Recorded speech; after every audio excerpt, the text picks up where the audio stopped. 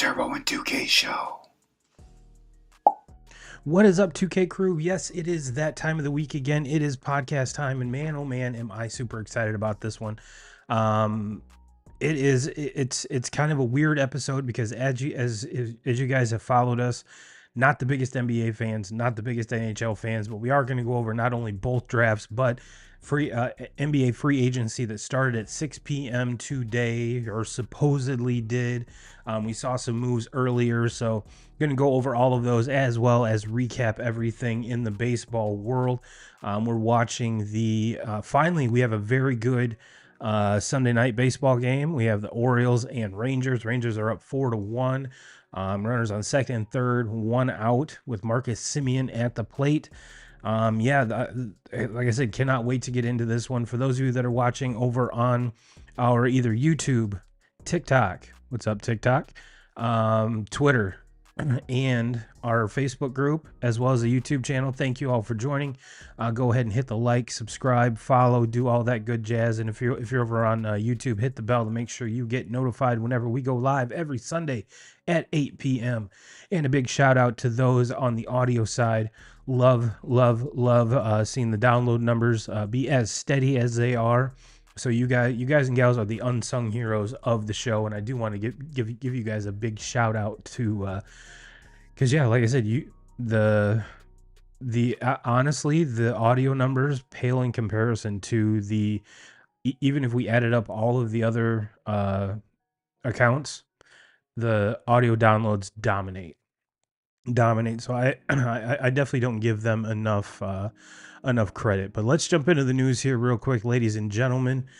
Yes, this is it's been kind of a wild week. I mean, like I said, we've had both the NBA and the NFL, or NBA and NHL drafts, and I think the kind of, let's be honest, Bronny stole the show. Even though he was drafted in the second round, we all knew where he was going to go, which we will get into here in a little bit. But yeah, I have no idea who a lot of these people are that got drafted. So we're going to go over it. We're going to dive into it.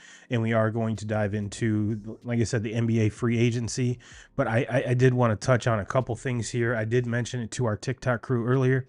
Hawk Tuah Girl has been spotted in Nashville. I believe I cannot remember which concert she was spotted, or maybe it was Zach Bryant, maybe.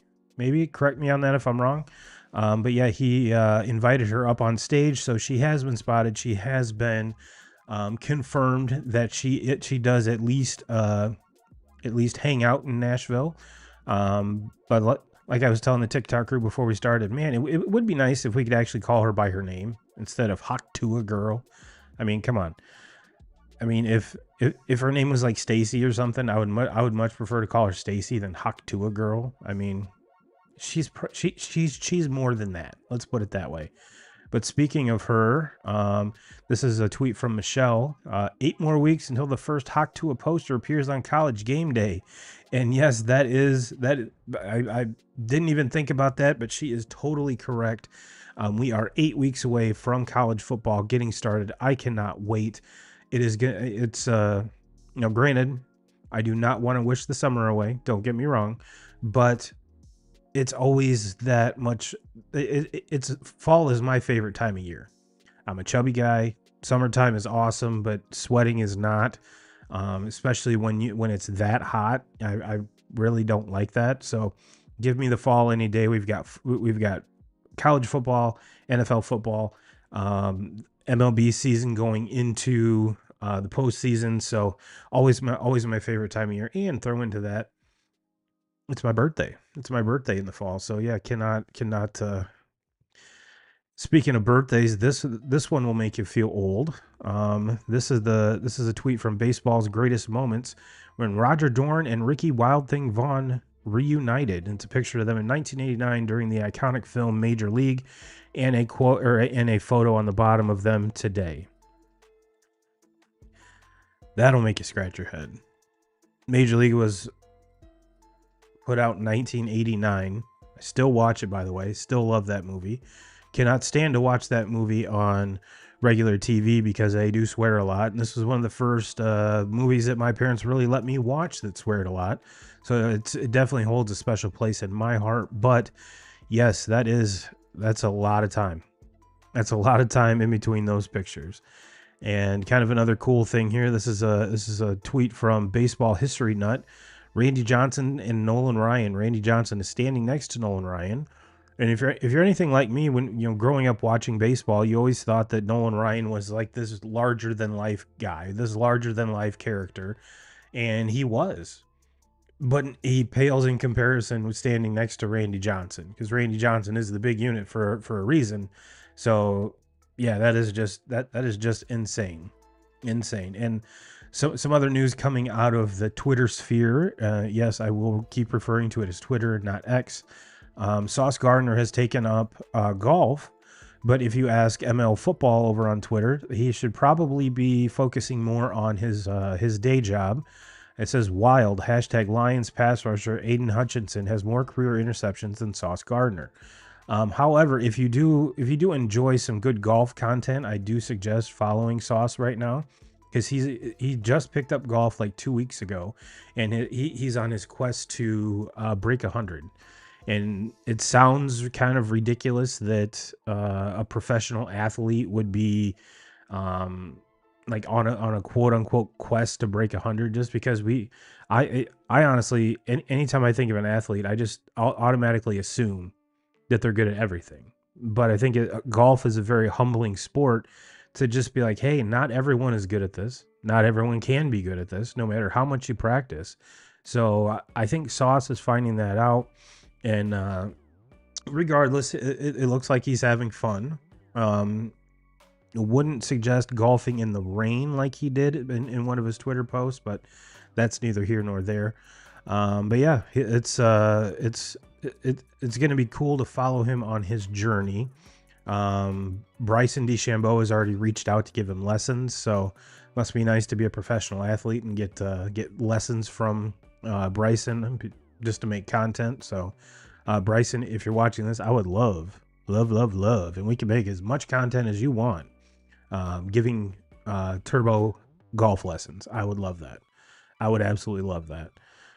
Here's a cool stat about Ronald Acuna Jr. This is from Baseball History Nut again.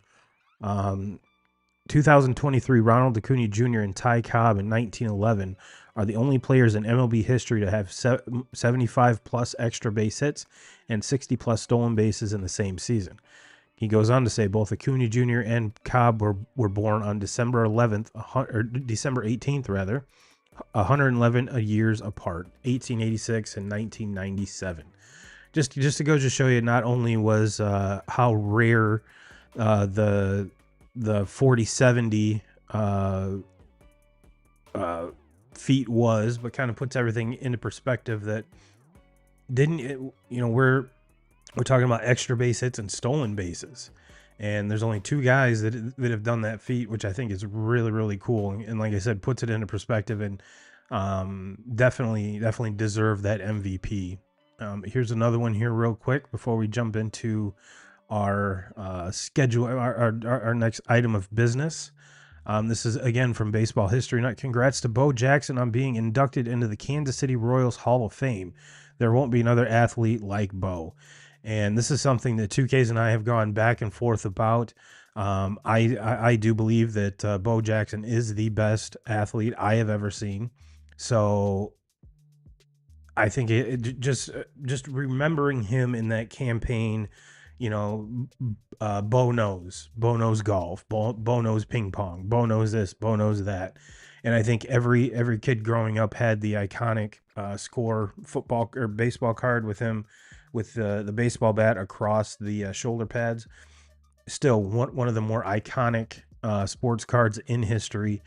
Massively overprinted, but still iconic. I did not put let's touch on the drafts here. Like I said, we had two French kids go first and second in the NBA draft. The Rockets chose Reed Shepherd, which was the first American from Kentucky, and then the Spurs drafted Stephen Castle. The Pistons drafted Ron Holland, not Ron Howard. That'd be hilarious, but would be a total Pistons thing to do. Ron Holland the second, from the G League. So again, Zach Edey goes to the Grizzlies. We kind of touched on this going into and during March Madness, that this wasn't going to be a draft where you were going to see like a Zion or like a Wemby from last year. Yes, I know the French connection is still very, very deep in the NBA, but this was not a very deep draft at all. I mean, maybe it is deep. There just isn't standout players, which I think is either this draft is going to go down as kind of one of the biggest wastes of time, or we're going to see the most role players ever drafted in a draft. I mean, I said it many times before. I even blogged about it, talking about how Pistons fans should not be mad that they missed out on the number one overall pick this year. If you're a Pistons fan and you're really mad, you should have been pissed about last year, because that was the year to get this generation's quote unquote LeBron James, if you will. And now, yes, I know LeBron and Wemby are two very different players, but just generational talent is what I'm trying to say. That I really don't see any generational talent in this draft. So it is what it is. Take it for what you will. Pistons fired and hired a new coach as well. So the thing about the Pistons is that they have way more talent than what their wins and losses even account for. I do not understand. I mean, maybe we get Ivy's mom from Notre Dame to come coach the Pistons. That would maybe rile the boys up a little bit. But she's had far more success at Notre Dame than any head coach for the Pistons have in the past decade. The Pistons weren't relevant. The last time the Pistons were relevant, I was in college. And sadly, side note, when I was in college and they were making their run, the Bad Boys, wasn't even the Bad Boys, but talking to a lot of the college kids there, it's like, all right, well, who is your favorite Bad Boy? And they're like, what are you talking about? We're diehard Pistons fans. And it's like, no, that's what that was the foundation of the Pistons. We're the Bad Boys. That was, John Sally, that, Isaiah Thomas, that crew.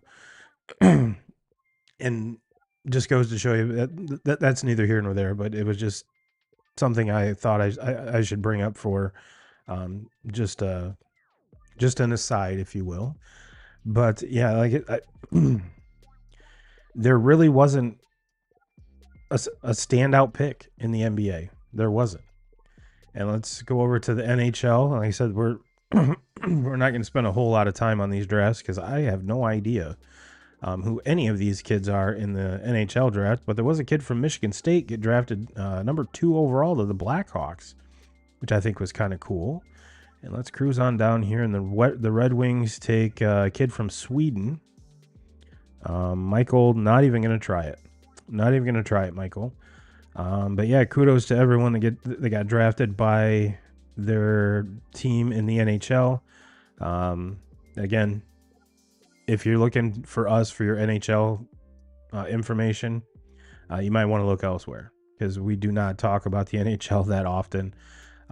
Maybe a little bit during the playoffs, but even if you saw the photos of the Panthers parade today or yesterday, whenever it was not highly attended.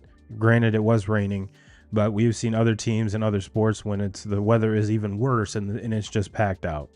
So step your game up, Florida, especially if your Panthers are going to be, which that Panthers team looked good, even though they kind of almost gave it away. But yeah, that Edmonton team was very, very resilient, almost coming back from a 0-3 deficit, almost pulling a Red Sox on that ass. But yeah, that's kind of the draft review, I guess. I think the NBA free agency is gonna be a little bit more interesting just because we have seen some big names kind of fly out or in or however you want to consider it. But like I said, the free agency the window started at 6 p.m. today. However, we're going to go back in time a few days ago when there were some moves made, even though they weren't made official until today. So let's cruise back here. Keep cruising. Hold on here. Yep. Like I said, the Pistons hired J.B. Bickerstaff as the franchise's next head coach. Bickerstaff comes to Detroit after 5 seasons from the Cavs, including 2 straight postseason appearances. So hopefully he has the keys to get that Pistons team up and running. Because like I said, there's just too much talent there. There's just too much talent. But let's go back to yesterday. All right. Yeah, yesterday, the 29th. I think the big news here was that Paul George declined his $48.7 million option with the Clippers.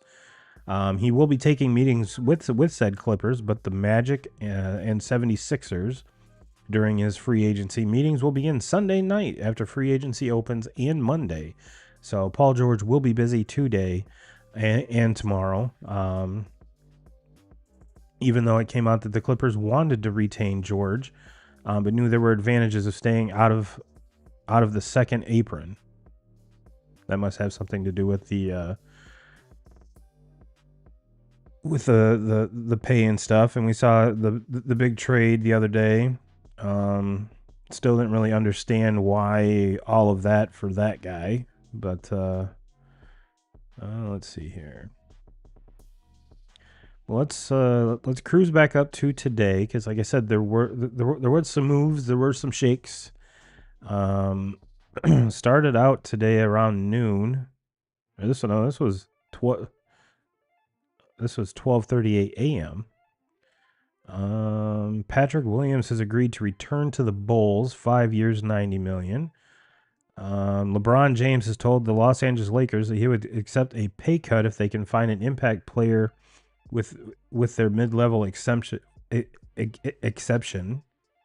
Yeah, man, reading's hard. Which is roughly $13 million per Woj. Let's see here. The Chicago Bulls are struggling to offload Zach LaVine. There's no market trying to give it, but they're trying to give him away and attach a first-round pick. Zach LaVine has been told by multiple people, and it's not happening. Obi Toppin intends to sign a 4-year deal to stay with the Pacers. Let's see here. Restricted free agent Max Christie intends to sign a 4-year, $32 million deal to stay with the Lakers. It seems like a lot of dudes are staying with the Lakers. And I don't know if I'm LeBron, if I'm a huge fan of that or what, because that team didn't really get it done last year. And if you're bringing all these guys back, then it seems kind of odd to do. I mean, granted, a lot of these are player options, so they have the ball is in their court if you want to consider it that way. But let's go to 5:43 p.m. The Golden State Warriors are waiving veteran point guard Chris Paul, whose $30 million salary for this upcoming season would have become guaranteed if he was on the roster past today. So Chris Paul is a free agent. James Harden is planning to return to the Clippers on a 2-year, $70 million deal. Kind of the big one here, Klay Thompson plans to have discussions with the Dallas Mavericks, Los Angeles Lakers, LA Clippers, and Philadelphia 76ers in the opening hours of free agency. Obviously, Thompson spent his entire 13-year NBA career with the Golden State Warriors. Kevin Love is returning to the Miami Heat. I didn't know Kevin Love was still in the NBA until I was listening to a Pardon My Take episode the other day. But he is planning on returning to the Heat. Let's see. Former Chicago Bulls center Andre Drummond is heading to the Philadelphia 76ers on a 2-year, $10 million deal. Drummond averaged 18.9 rebounds per 36 minutes for the Bulls last season. And lastly, and this is on ESPN, so it's reloading as we're speaking, 7:20. The New York Knicks view the Oklahoma City Thunder as Isaiah Hartenson's most likely destination in free agency. So that is your up-to-the-minute NBA free agency chat. Obviously the finals are complete, the draft's complete. Now we're starting to see kind of the last pieces here move and shake going into this next part of the off season. So it's going to be exciting to see kind of where that lands. But let's talk some more about LeBron and Bronny. Like I said, obviously that was the talk of the draft. Let's be honest. You could bet that on any betting platform. You could bet whether he was taken in the first round, taken in the second round, or went undrafted. But if you listen to Pat McAfee's show, Shams came on there and said that Bronny's agent was actively telling folks if it got to, don't draft him. Don't draft him. Don't draft him. If you do, he's not going to your team. He's going to be playing in Australia, not even in Europe, in Australia. So if you want to waste your pick, that's fine. Go ahead and waste your pick. He's going elsewhere. Excuse me. He's not even going over the Atlantic. He's going over the Atlantic and over a whole bunch of other shit. To get away from your team if you draft him. So the writing was basically on the wall here. The writing was basically on the wall that that Bronny was going to was going to be drafted by the Lakers. I mean, this was he only had a tryout or even a workout with the Suns was the other team other than the Lakers. But yes, this has caused kind of some controversy, if you will, some conundrum, if you will, to say that, how much does LeBron control the NBA? I think he honestly controls a lot of it, and rightfully so. Whether if you love LeBron or hate LeBron, it's just something that is going to, and kind of going back to Kobe and kind of going back to Jordan. You either loved him or hated him. They are the main getters. They are the main draw. They not so much anymore, in LeBron's more aged career here, but what he's done and what he's accomplished has kind of given him the leeway to be like, yes, I want that dude on this team.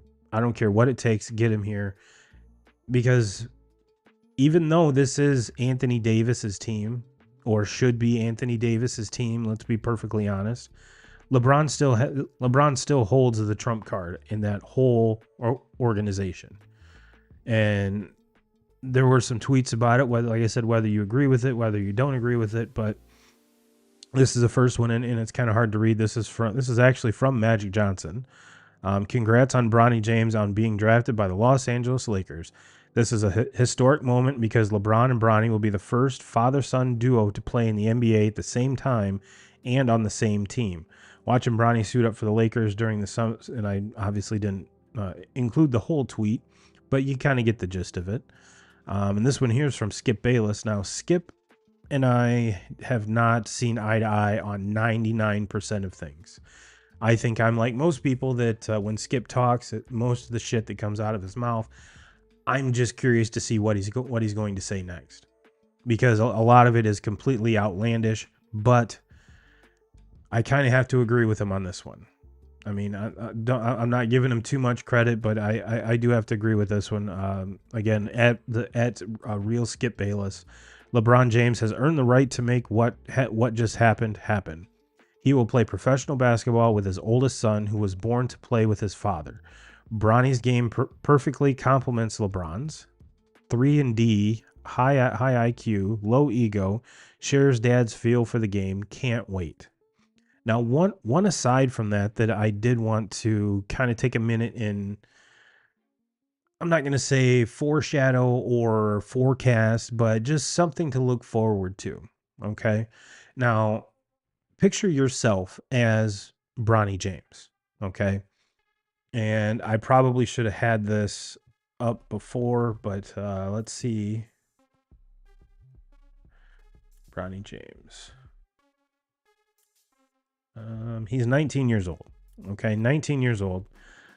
Picture yourself 19 years old, get drafted, and you're going to a new city. Okay, and yeah, you're going to be hanging out with obviously the elder statesman of the team, because I guarantee those players have played in whatever city. They have experienced pretty much everything that has to be experienced in the NBA, or in and around the NBA. But think of that as your dad. Okay, we've all been 19. At 19, we all did some dumb shit. Now think about trying to do some of that dumb shit when your dad is following you around, when your dad is in your back pocket all the time.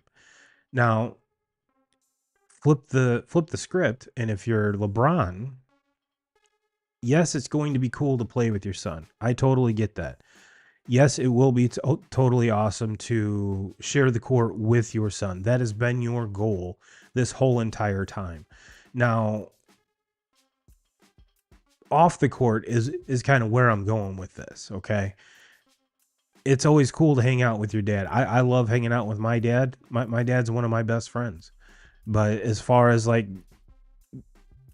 it now, I understand that most athletes nowadays don't go out, after a game and hit the bar like they used to. But in the event that when Bronny is of age, or if they go to Canada, maybe he wants to cut loose, or at least go have a couple beers with some of the younger guys on the team. Um, I I I think it'll be easier for Bronny, but on the other hand, if you're LeBron, how much, where's that parent teammate line? You know what I mean? Where's that parent teammate line? Now, if you kind of flash back to when Ken Griffey Sr. and Jr. played together, times were drastically different back then. So I really don't foresee anything, you know, it would be easier back then than now, I think. But with it's it's just a weird situation, okay? And I'm not saying weird as in bad, just weird, just kind of weird. So I guess to kind of put a bow on it, I actually tweeted this. It says, "Don't be mad at LeBron because you can't get your son on at FedEx with you." So yes, LeBron got his son a job, and you're mad because you can't get your son a job. So I thought it was funny. It's not not to be taken personally, but thought it was a good time for a joke, so I threw it in there. But yeah, that was. I mean, that's all anyone could talk about is like, okay, check number one for the NBA draft. Where is Bronny going? Will there be a team to hold him hostage? It was uh, the Suns worked him out because they thought, well, maybe if we get Bronny over here, LeBron had already opted out of his contract, so maybe we can lure him in over here, and maybe he can help us get to where we want to go. But then the agent came out and said, nope, if anyone but the Lakers draft Bronny, he's going to Australia, the other side of the world, to play. So the next storyline was, okay, the French guys are going to take over the draft. I was honestly kind of shocked to see that the kid from Kentucky got drafted prior to all of the studs from UConn, because it was kind of like that was the storyline. It's like the French guys and the UConn guys are going to run this draft, and essentially that's what it really panned out to be. So that's the free agency and the draft, and drafts plural, kind of in a nutshell. And again, thank you guys and gals for watching us wherever you are. And let's jump into some baseball updates here. Since the last time we talked, last week we were talking about how great the Red Sox were playing. And for those of you that are new, yes, I do live in Michigan. Yes, I am a Red Sox fan. And yes, I've been a Red Sox fan way longer than they've been winning World Series. I've been through the good, I've been through the very bad. And this is kind of right now we're stuck in the mediocre, if you will. 2Ks is a big Tigers fan. I might throw them. We're going to throw the Tigers under the bus, ladies and gents. We are. I'm just going to tell you that right out front. But yeah, that's the Red Sox and the Royals have been kind of flip-flopping in and out of that final wild card spot in the American League. But let's get into some of these tweets here real quick, because like I said, we're going to throw the Tigers under the bus. This is from Iffy the Dopester over on Twitter. The Tigers are a disaster right now. This is not a rebuild. It's just a bad club continuing to be lousy. And I'm normally more of a glass half full kind of guy. Okay, he's not wrong. He's not wrong. There's something going on in Detroit Maybe it's maybe the Tigers and the Pistons had to suck for so many years for the Lions to finally be good. Maybe that's the mojo we're getting out of Detroit. I don't know. But and Lions fans, you can attest to this as well as anybody else. You guys and gals have been through the ringer way more than Tigers fans have been, way more than Pistons fans have been. So they probably don't want to hear you bitching about it. But it's kind of true. It's kind of true. And to kind of parallel that, this is from Jed over at Tigers UK over on Twitter. The initial tweet was from the official MLB account. The Orioles' 60th homer of June is a slam, and they have hit one today, so which means it's at least 61. And the Tigers have hit 73 all season. So the Orioles have almost hit as many homers in the month of June than the Tigers have the entire season. Let that sink in. Let that sink in, because that my friends is, I mean, granted, I'm taking nothing away from the Orioles. The Orioles are a fantastic baseball team. I am a huge fan of Gunnar Henderson, Adley Rutschman, that whole team. But wow, is it getting crazy, especially in Detroit, because it was termed a rebuild. And this rebuild has kind of gotten out of control to where we're, and especially in a division that, like, you can't even really say that anymore, because let me get to the right screen here. Let's go to the standings. Okay, the Orioles have 53 wins. Let's see, there's 639. Yeah, so they're just a tad. Yeah. Yeah, it was, for a second there, the Guardians had the best record in baseball, ladies and gentlemen. The best record, not in the American League. Not in the American League Central, which they do. They do still have the best record in the AL Central. They do. But they had the best record for a couple days in baseball. In the entire league, out of 30 teams, they had the best record. Now, like I said, they have 52 wins. The Orioles have 53. So it's not as if they've fallen off or, something crazy. Excuse me. But this team's for real. This team's for real. And in a division where I think a lot of us wrote off a bunch, all the teams especially in the American League Central, and even in the National League Central. But let's take a peek-see. Let's take a peek-see here. Like I said, the Guards are 52-30 with a run differential of 98. The Twins are 10 games above 500 at 47-37. They are 6 games back of the Guardians, and they have a run differential of plus 41. The Royals are 47-39. 7 games back of the Guards, and they have a plus 55 run differential. And then it drops off considerably to said Tigers, but the Tigers are still 15 games ahead of the Chicago White Sox, who might be, there's no might to it. They are the worst team in baseball. So we have 3 teams at least 8 games over 500 in the American League Central.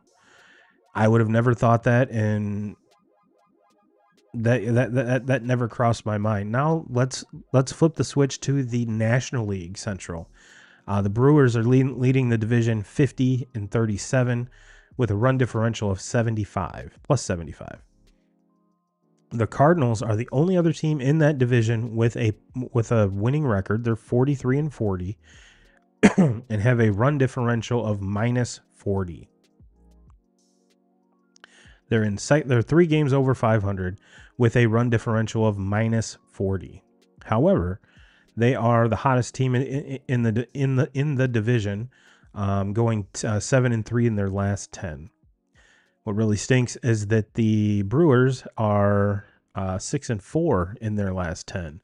So not gaining much ground, even though they're playing way better baseball than I think all of us thought they were.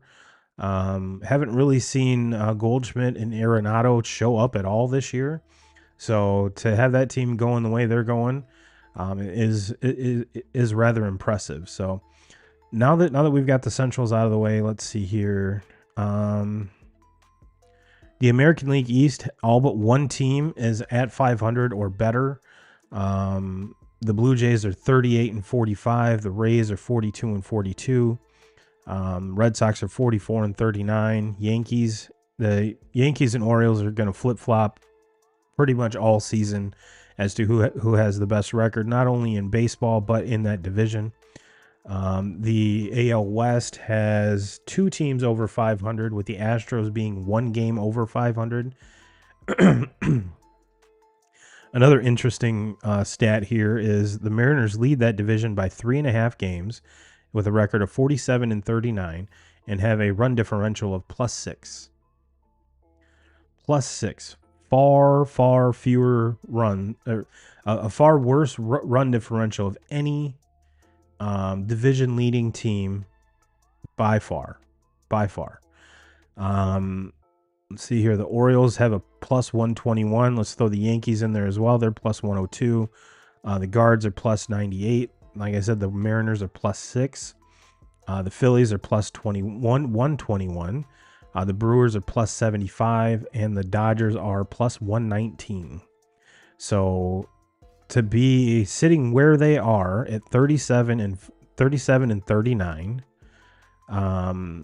with a run differential of +6. Now, what's crazy about these Mariners, ladies and gentlemen, is they have some young pitching that is pitching their asses off. They are fun to watch, and J-Rod, Julio Rodriguez, kind of gets most of the notoriety there, gets most of the pub, but just because of how he plays the game. But when it comes to this team, it is nowhere without this pitching staff. It is absolutely nowhere, obviously, because they're not scoring a bunch of runs. They're not scoring a bunch of runs at all. But now that we've bagged on the Tigers here, and like I said, we are watching the Rangers and Orioles play right now, and the Rangers have just decided to put it on the Orioles. I think it's currently 8-2 or something like that. So definitely not the game I was expecting on Sunday Night Baseball. I did want to wish Gunnar Henderson a big happy 23rd birthday. He is on pace for one of the greatest seasons by a shortstop in Major League history at age 23, ladies and gentlemen. Age 23. What were you doing at 23? Again, going back to our what was I doing at age 19?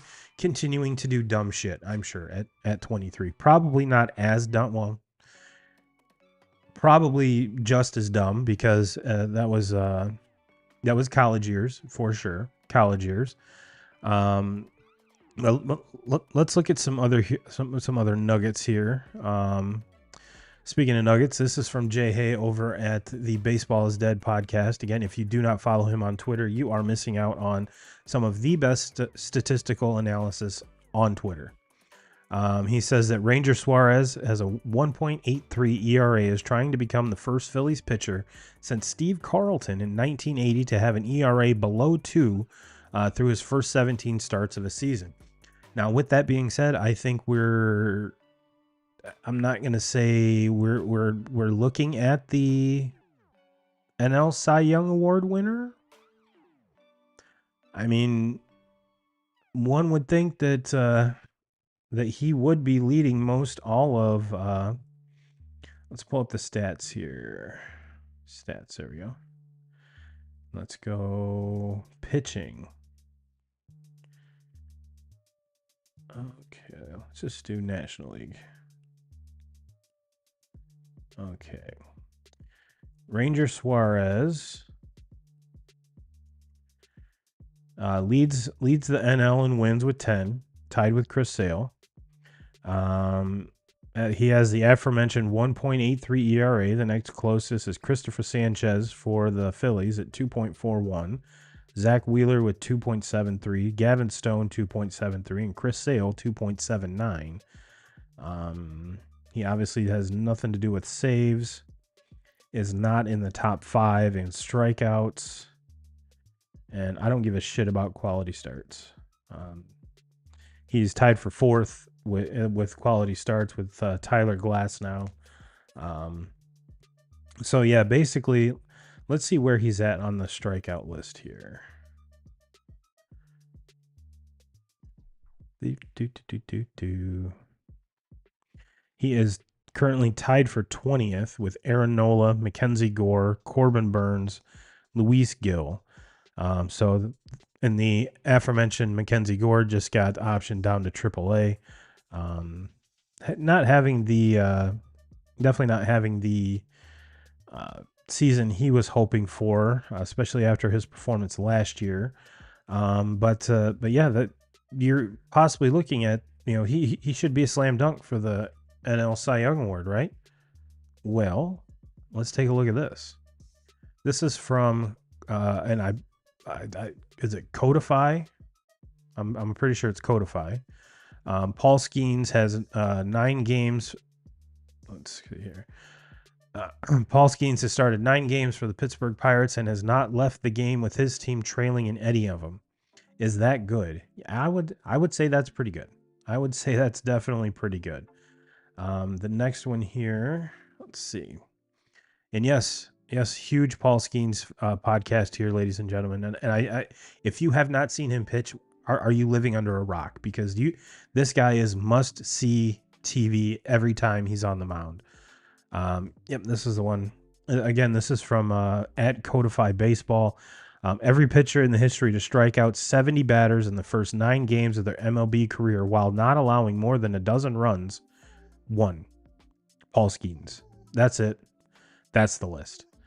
That is extremely impressive. And like I said, you would think that the National League Cy Young would just be wrapped up. I mean, we've got Ranger Suarez pitching out of his ass, but we've also got Paul Skeens.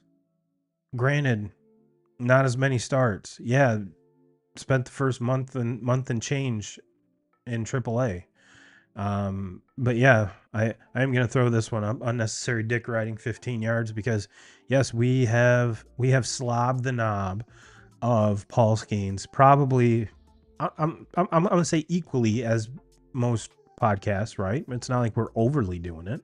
I have a feeling a Pittsburgh-based podcast would be slobbing it way more than we have. But yes, hand up. I'm guilty of dick riding this guy. I am. But you know what? I'm okay with it because he's just that good. In the comparisons to Steven Strasburg are immense. Yes, I get it. But even Strasburg had a more dynamic first start, but the rest of the season wasn't nearly as good as what Paul Skeens is doing. So, and you're not going to find Paul Skeens on a lot of these lists that I just read off because of the fact that he missed the first month. Now, my question is, questions, I guess I should say, can Ranger Suarez keep up this pace? He's on a very good team. I have a feeling the wins are still going to be there. And can Paul Skeens keep this up? And I don't know if you've watched Paul Skeens. Like I said, if you haven't watched Paul Skeens play, you need to. Because like I said, this guy is must-watch TV. And how he can throw 103 miles an hour as effortlessly as he does is completely beyond me. So again, I have no idea how he does it, but he does it. And yes, we're dick riding once again. We are dick riding once again. But and yes, I cannot wait to use that once 2K gets back in here. It's gonna be awesome. And that's pretty much the whole reason I got it. Now, by then, hopefully the graphic will be a whole lot cooler, and maybe like a whistle or something that we can do. Yeah. Already been thinking about it. Already been thinking about it. Cannot wait to use it once 2K gets back in here. But yeah, this is it's just amazing. It's just amazing. And you know, we've been I've been talking a lot about the trade deadline. Now, this is a guy that I think I haven't even really thought about it, because if the White Sox move this kid, they would be insane. And again, this comes from Nugget Chef himself at JHeyKid over on Twitter. Garrett Crochet has a 1.36 ERA over his last 10 starts. The White Sox lefty to have to the last White Sox lefty to have a lower ERA than that over an 11 start stretch is Tommy John himself in 1971, 1.29. So I actually replied to this tweet and said, yes, but how much longer is he going to be there? Because that's the real question. We talked about, they're actively shopping Luis Robert. Now, yet, would it take a ton to get this kid, to pry this kid out of Chicago? Absolutely. And rightfully so. Rightfully so, because he is that good. He take what Luis Robert has done, that's fine. But this kid has been the only shining spot in this whole organization at the top. So would the White Sox entertain an offer that would move Garrett Crochet? Now, to kind of add a little bow on that, let's see here, complete leaders. Garrett Crochet leads all of baseball and in strikeouts at 141. And let's see, I screwed up with the Ranger Suarez. In the National League, Ranger Suarez is tied for 9th with strikeouts. He's tied for 20th in baseball. So all of baseball here. Yep. Garrett Crochet leads the way with 141. The next closest is Tyler Glasnow, 136. An ex-teammate is in 4th with Dylan Cease with 126. So, and oddly enough, gentleman sitting here at 7, Jack Flaherty, having a huge bounce back season in one of the few, and then let's see, Jack Flaherty's at 7, Tyree Schools at 9 with 112 and 118 respectively. So it's definitely not the Tigers pitching staff that's been sucking. It's been the hitting part that's been shitty. So, and it's not letting me cruise down, but that's okay. That's okay. So, but yeah, I have the package that the Padres put together to pry Dylan Cease out of there was immense. I don't foresee a team during the season putting together a package even better, because in my opinion, it would have to be better than the Dylan Cease package to get Garrett Crochet out of Chicago. Why? Because A, he's got more controllable years. 2, as we've showed here, has better stats than Dylan Cease. So, is he a better player? I honestly think so. And that would be a huge addition to any pitching staff if they were able to pull that trade off. So, but like I said, I have a very, very good feeling that is, if it does happen, it will be a after the season type deal. So, but I've been wrong before. What's this one here? Oh, I forgot to put this in the news here. This is from NFL Rumors, and it's not only a rumor. This was also tweeted by many other accounts. Former Raiders quarterback Jamarcus Russell out as high school football coach, accused of stealing donations to the school. So not a good look here. Not a good look at all for Jamarcus. Again, just one of those, you got to get out of your own way. this is, and we were- if I remember the tweet correctly, it was like $45,000 or more. So it's definitely not like a $500 check. This was a very sizable amount, one that obviously can be tracked. So kind of silly to even entertain that. So it is what it is. Very, very sad state of affairs. Just kind of seeing not only a talent like that just crumble, but a person as well. A person as well. So, ladies and gentlemen, obviously, no top five this week with 2K's out. I have got confirmation he will be back in that seat right over there next week. So, cannot wait to see that. I guarantee we'll bring both the noise and the funk for you as we always do. But until then, everyone enjoy your week. Hope everyone was able to get outside and get something done, or to enjoy your Saturday here locally, especially. So everyone have a great week. We will see you next week. And as always, Jim Rome, we're coming for you.